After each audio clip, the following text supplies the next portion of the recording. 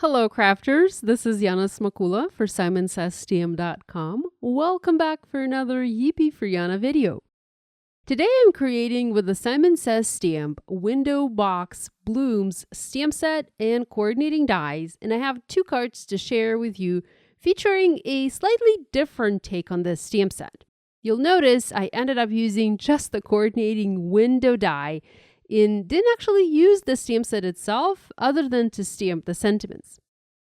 When I first saw this stamp set, the window set, I had the idea to create a card and feature something outside the window. This stamp set is designed so that you are looking at the window from the outside. So technically you can see a little bit of the inside. I wanted to use this product differently, as if I was looking at the window from the inside of a house and thus seeing the outside world. I first wanted to make a nighttime sky with constellations. My cards suffered multiple transformations throughout this video as I kept changing my mind, and you guys will notice this in my video. This is my typical creative process, so I kind of kept a lot of it in this video because I know a lot of you enjoy seeing the thought process behind the projects. So that's why you'll see me start doing one thing and then change things up and end up with something totally different. Here, I pre-cut a panel of Simon Says Stamp 130-pound mega thick cardstock, and I cut it slightly larger than my window die.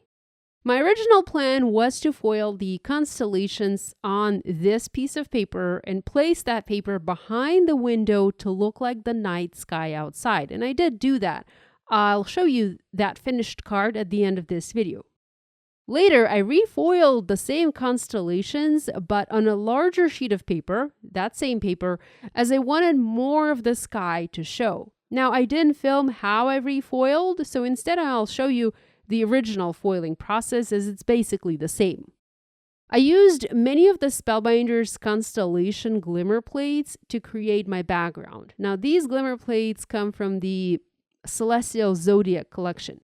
I simply placed several constellations, I think I placed most of them, onto my Glimmer hot foil platform, mimicking the constellations in the night sky. Now, I didn't worry if the constellations were in the right position, if they were positioned properly. I just placed them, creating a random background.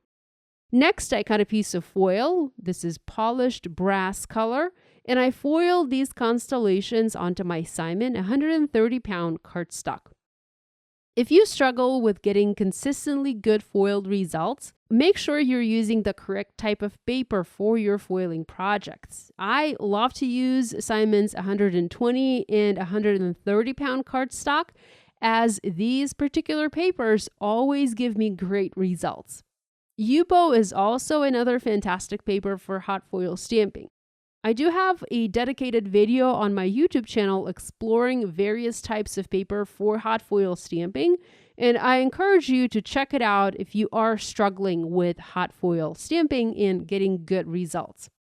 Now, I picked Simon's 130-pound cardstock for this project as I plan to do ink blending over my paper with Distress Oxide and dye inks, and I needed to use the type of paper that would not only allow me to foil well, but that would also take the type of ink I was planning to use. And Simon's paper worked really well for that.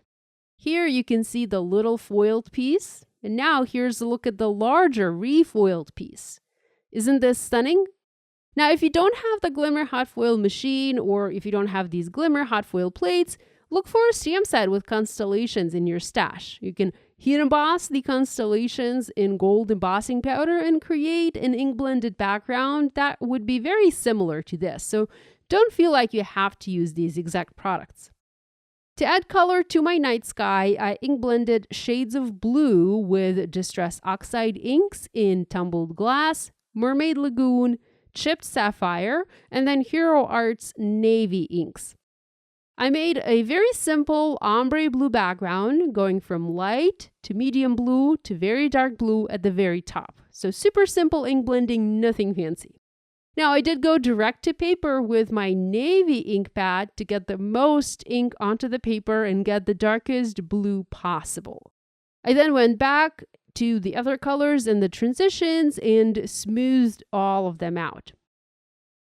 I also used a damp cloth to wipe the ink off of the foiled sections, and that restored the shine on the foil because Distress Oxide inks, they tend to sit on top of the foiling and that sort of dulls the foil, but you can carefully and easily wipe them off. I also sprayed the background with the Hero Arts Frost Shimmer Spray to add a little bit of shine and sparkle to my night sky. And with the background done, I proceeded to make a window out of which this night sky would be seen. Now, the stamp set and coordinating die in the Window Box Blooms stamp set is quite small. It isn't really large enough to show a lot of this background. But the shape of the window is easy to stretch, so you can create a much larger window for your card with a little bit of tweaking.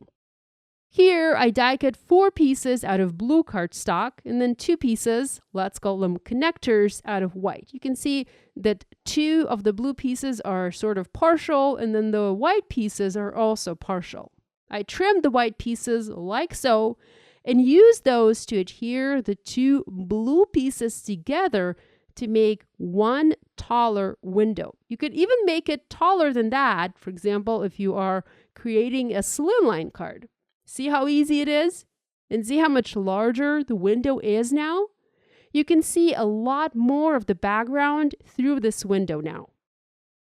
I made 2 larger windows using this trick, and next I connected them from the back using foam adhesive squares. I just added some foam adhesive squares in the middle where the 2 windows touched, and that gave me one large window for my card.